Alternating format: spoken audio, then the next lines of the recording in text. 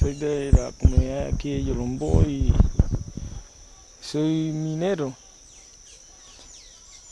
Nos veríamos nosotros afectados con las multinacionales porque de esta mina es que nosotros hemos sobrevivido siempre, nuestros ancestros y nosotros hemos sobrevivido de la minería.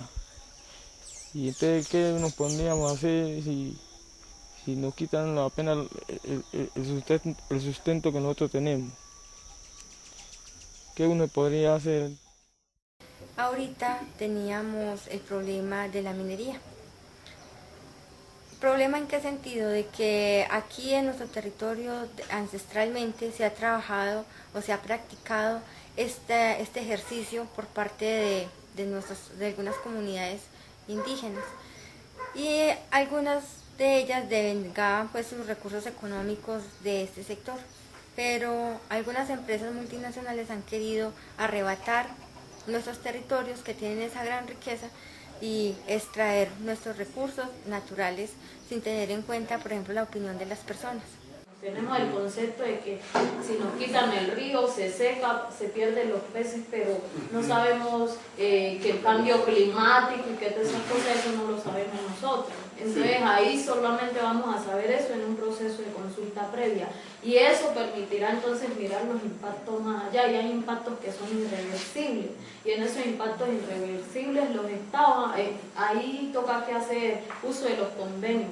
Y los estados están obligados a evitar esos impactos reversibles contra el mismo medio ambiente, si es un proyecto ambiental. Cuando nosotros nos damos cuenta que una empresa va a llegar es ya cuando la empresa entra a hacer directamente intervención directa en la comunidad en temas de exploración. La referenciación geofísica a través de helicópteros, la han hecho tomando muestras, han pasado tomando muestras del terreno, con fotografía aérea o fotografía satelital, ¿cierto? Entonces, eso lleva de una u otra manera que las compañías tengan muy bien referenciado nuestro territorio, pero que el paso directo en términos de lo que es la consulta previa, libre e informada de nuestra comunidad no se haya realizado.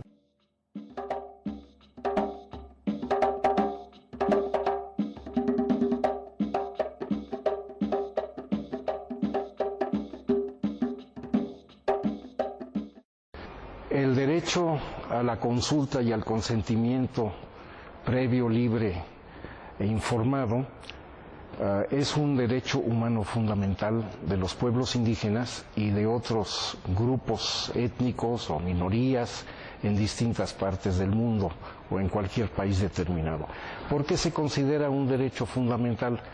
Porque es el resultado de una larga lucha de los pueblos indígenas y otros pueblos por ser reconocidos con todos sus derechos humanos dentro de un conjunto nacional del cual han estado históricamente y tradicionalmente excluidos y en el cual se sienten con mucha razón y mucha justificación como excluidos y marginados. Entonces, en la lucha por los derechos se viene planteando desde hace tiempo este derecho a la consulta, porque es cuando los indígenas sufren y son objeto de decisiones tomadas por el Estado o por un grupo dominante con respecto a sus formas de vida o con respecto a sus tierras o a su modo de organización, ¿no? Y no se les pregunta lo que quieren, sino simplemente se les da a entender que otros han tomado decisiones en su nombre, ¿no? Es cuando los pueblos indígenas, los afrodescendientes en nuestra América y otros muchos grupos, pues han decidido resistir y han decidido demandar el pleno goce de todos los derechos humanos.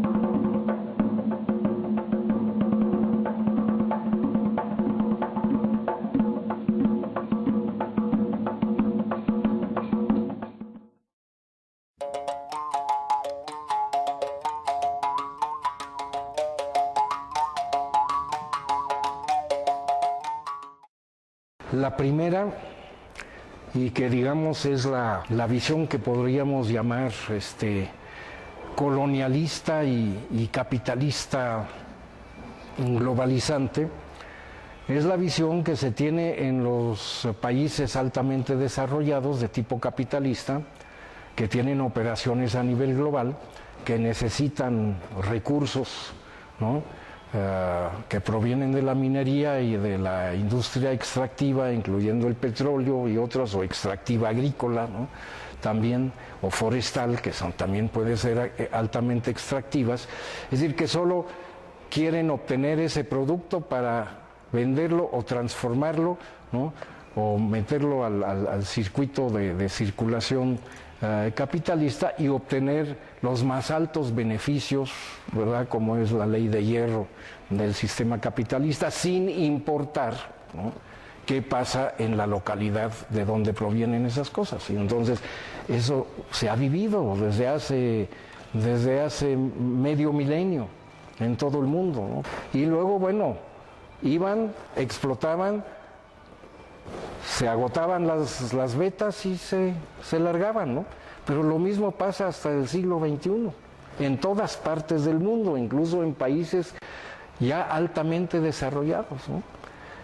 Lo que pasa en las industrias extractivas, yo creo, hoy en día en zonas indígenas, es que es exactamente el mismo modelo, ¿no? Y que el día de mañana, aunque entran ahora con grandes promesas de que aquí va a haber una bonanza económica, puede ser, pero entonces hay que ver para quién es la bonanza y para quién es la miseria, ¿no? Pero además se va a acabar, porque lo extractivo es eso, en algún momento se acaba y se cierra la mina y se retiran las máquinas y se acaban los caminos y ahí se acabó, a menos de que haya otras cosas, ¿no? Esa es una versión, es muy poderosa en el mundo actual.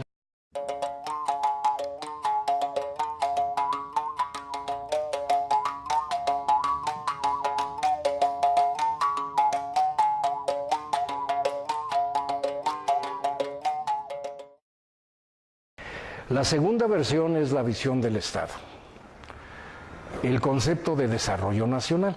Y entonces los estados adoptan políticas nacionalistas sobre la empresa mineras, ¿no? México después de su revolución, Bolivia después de la revolución del 52, varios otros países que nacionalizan, ¿no?, algunas minas o los pozos petroleros, o establecen contratos que limitan la capacidad de las empresas extranjeras de hacer todo lo que quieran, ¿no? Entonces ahí viene lo de las regalías, ¿no? El Estado dice, bueno, estos son nuestros recursos nacionales, que nos den algo de vuelta y dejamos que lo hagan, ¿no? Y entonces el pleito es cuánto se les paga, 5%, 7%, 30%, 50%, y ahí los economistas, etcétera, y el Banco Mundial y otros, todos meten la mano y deciden cuánto es justo y cuánto no es justo, ¿no? Generalmente los estados, a final de cuentas, se dan cuenta, ¿verdad?, de que nunca se les trata justamente, que las que realmente se llevan la mayor parte son esas empresas.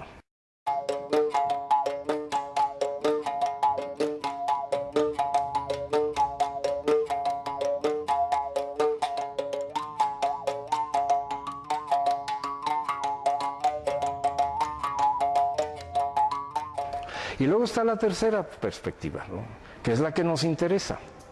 Que decimos, ¿qué pasa en estos lugares donde viven los pueblos indígenas, ¿no? Y donde de repente, ¿verdad?, alguien desde un satélite vio que ahí hay una mina de bauxita, por ejemplo, que se puede explotar, y luego van con el gobierno del país y le presentan todo eso, y el gobierno del país, que no tiene dinero para pagar a sus burócratas, dice, pues vénganse, porque entonces cuando menos, ¿verdad?, yo me mantengo en el poder porque puedo seguir pues pagando a los maestros, pagando la salud pública que me reclaman en las ciudades y todo eso. Y luego vienen los indígenas y dicen, pero perdón, señor presidente, ¿y a nosotros qué beneficio nos queda? Ah, ¿verdad?, no habíamos pensado en ustedes, ¿no? Y no habían pensado. Pero ahora, con los derechos de los que venimos hablando, pues los gobiernos tienen obligación de pensar, cuando menos de pensar en cómo resolver el problema. Y hasta las empresas de repente dicen, no, pues ahí hay un conflicto, a lo mejor no nos conviene. Mejor lo dejamos por algún tiempo y nos retiramos. Sí, hay casos exitosos, ¿no? Creo que incluso aquí en Colombia, donde una empresa petrolera dice, no queremos líos, nos vamos a retirar. Pero ahí está en su agenda para volver una generación más tarde, ¿no? O 10 años más tarde, a ver si ha cambiado la situación. Pero esas tres perspectivas de desarrollo no están suficientemente elaboradas.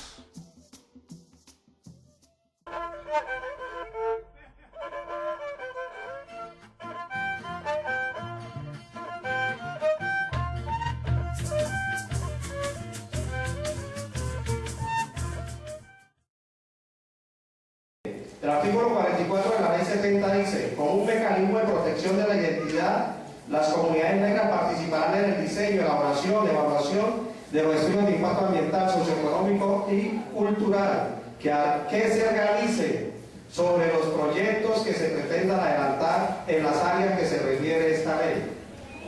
Entonces, para mí tiene un carácter vinculante. Cuando uno se refiere a participación es porque tiene la capacidad de decidir. Y nosotros siempre hemos dicho que solamente participa el que conoce.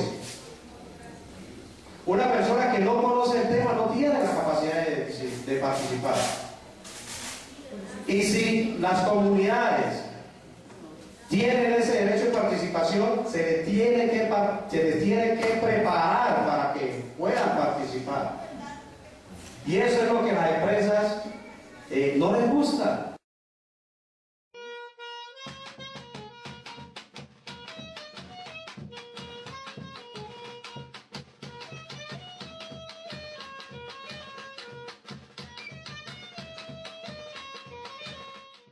La misma Constitución nos reconoce la diversidad étnica y cultural de la nación colombiana. Los indígenas, yo creo que tenemos todo. A veces nosotros no hemos leído, no hemos analizado mucho, no hemos evaluado la importancia que tiene esto.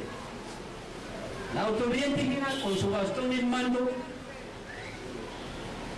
en el mismo literal del artículo 86, 87, dice gobernarse por autoridades propias, señor gobernador.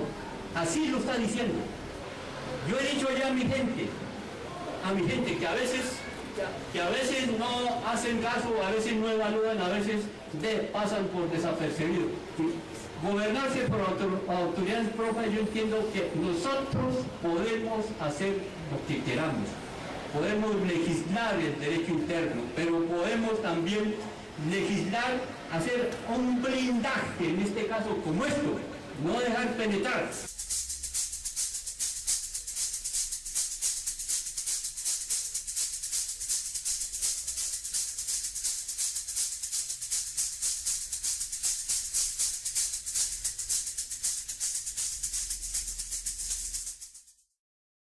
Hay empresas que quieren ingresar a nuestro territorio, pero cuando apenas están queriendo ingresar, pues el trabajo, digamos que lo hacen como uno llamaría bajo cuerda, ¿cierto? O sea, de manera soterrada, buscando la manera un poco de influir en las personas más débiles de la comunidad y con menos conciencia organizativa. Que eso lleva incluso pues a que a la gente un poco podemos utilizar el término la compren, ¿cierto? Las empresas inicialmente hacen un trabajo del cual nosotros poco nos damos cuenta. Cuando nosotros nos damos cuenta que una empresa va a llegar es ya cuando la empresa entra a hacer directamente intervención directa en la comunidad en temas de exploración, la referenciación geofísica a través de helicópteros, la han hecho tomando muestras, han pasado tomando muestras del terreno con fotografía aérea o fotografía satelital, ¿cierto? Entonces eso lleva de una u otra manera que las compañías tengan muy bien referenciado nuestro territorio, pero que el paso directo en términos de lo que es la consulta previa, libre e informada de nuestra comunidad no se haya realizado. Pero las empresas tienen varias estrategias. Lo primero es que una empresa antes de entrar primero hace una consultoría y ella es un poco la que allana el terreno como para que la compañía tenga mayor información para ingresar. Entonces hace todo lo que tiene que ver como la cartografía social de cómo una compañía tiene toda la posibilidad de ingresar a una zona, ¿cierto? Entonces le da la información de quiénes son los líderes, de quién es el alcalde, de quiénes los directores de las corporaciones ambientales, ¿cierto? Entonces hay compañías que se encargan única y exclusivamente de como demostrarle a la empresa transnacional que explota cómo debe hacer su ingreso a un territorio, ¿cierto? Nosotros creemos que lo más importante es que en estos términos se haga realmente todo el proceso de consulta.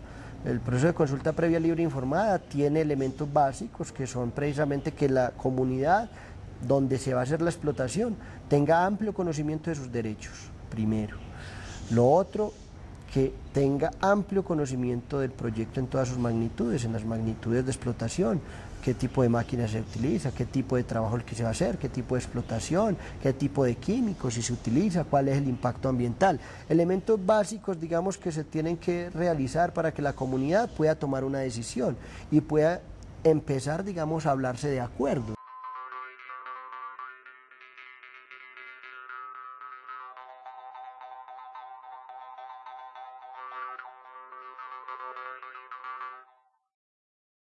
¿Cuáles acuerdos? Bueno, pues si se va a hacer explotación, ¿cómo la comunidad se ve beneficiada de esa explotación? Pero si aparte de eso se va a hacer explotación y se va a causar cierto deterioro al medio ambiente, pues ¿cuáles van a ser los elementos de reparación al medio ambiente en términos de la explotación? Elementos básicos del acuerdo que deben llegar una vez la comunidad esté ampliamente informada para poder establecer un diálogo de iguales en términos de los acuerdos.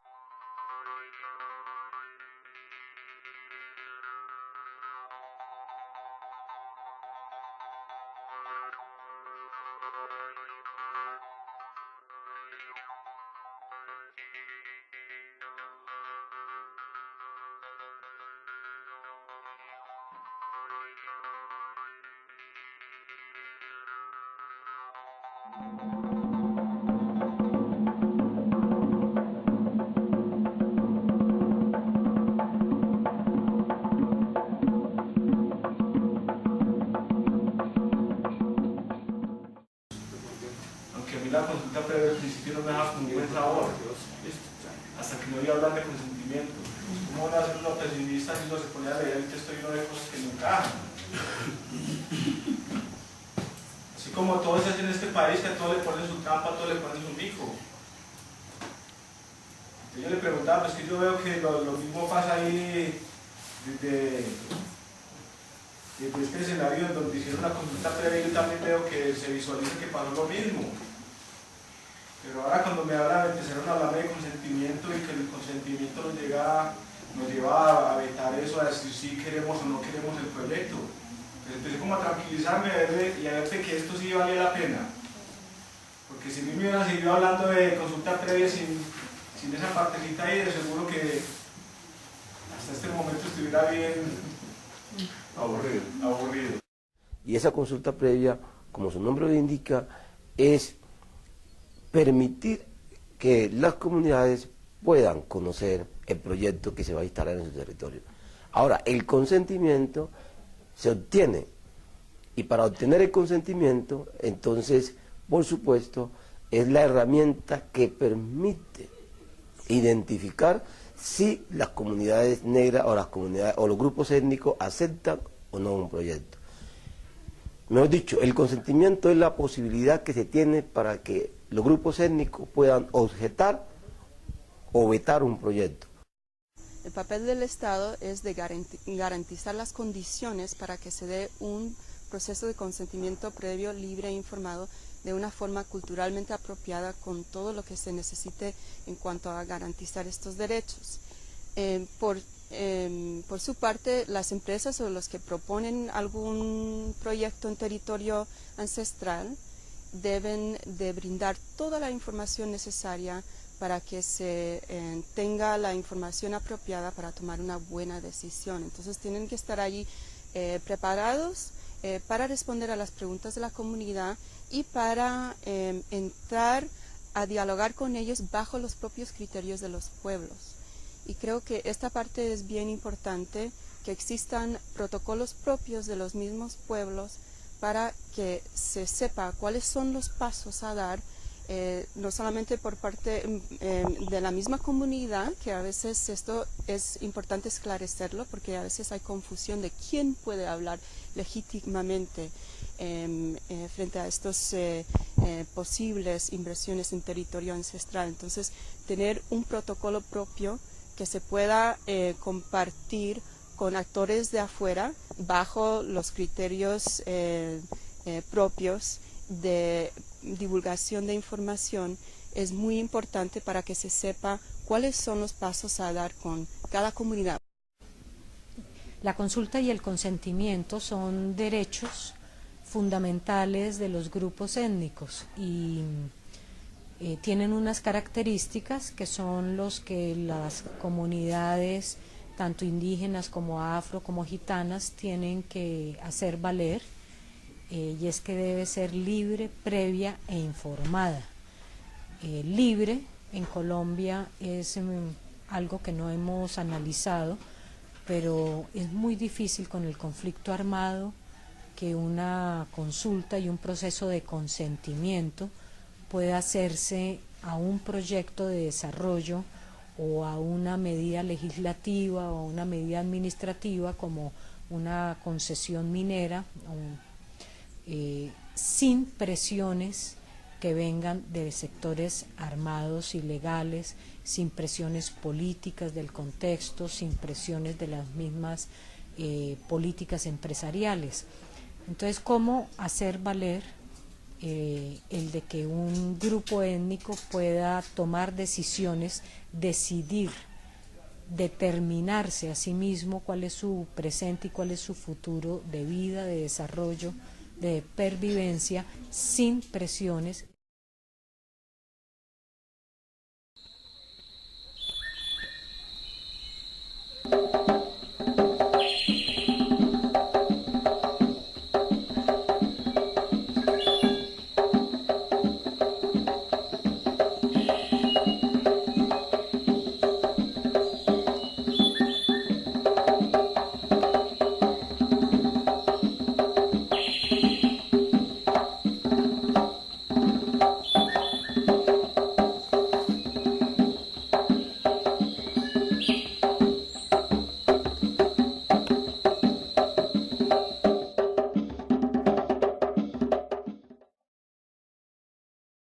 Pues hoy el gobierno, sin consultar a las comunidades, ha venido entregando unas licencias de exploración y explotación a unas personas foráneas que van a pasar a mano de las transnacionales. Esto para nosotros es el acabose de nuestras comunidades para nosotros es la pérdida de la autonomía territorial, para nosotros es la pérdida de la cultura misma y sobre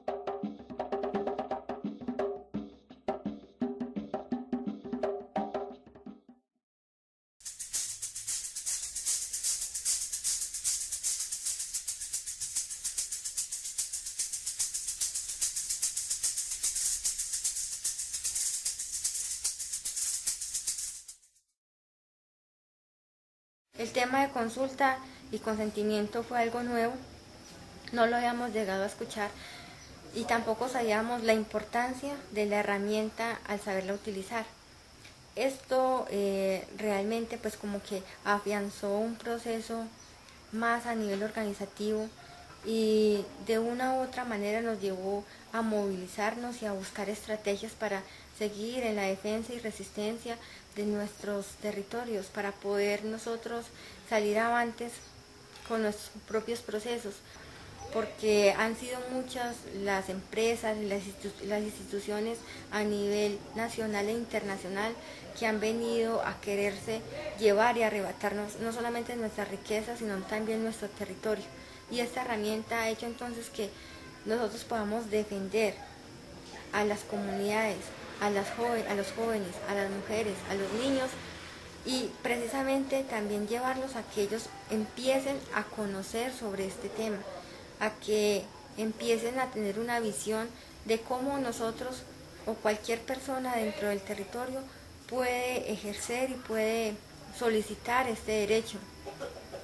Además, a nivel organizativo, ha ayudado mucho para que nuestras comunidades sean quienes se apropien realmente de esta herramienta. No uno o dos personas, sino que todos conozcan y que tengan voz y voto y también puedan ser informadas realmente como debe ser y que ellos puedan tomar sus propias decisiones frente a las diferentes afectaciones que puede traer un proyecto a una comunidad. Y no solamente a una comunidad, sino a todo un territorio indígena que ha tenido unos usos y unas costumbres ancestrales. Y frente a esos usos y costumbres ancestrales son donde nosotros como jóvenes y como organización siempre debemos defender.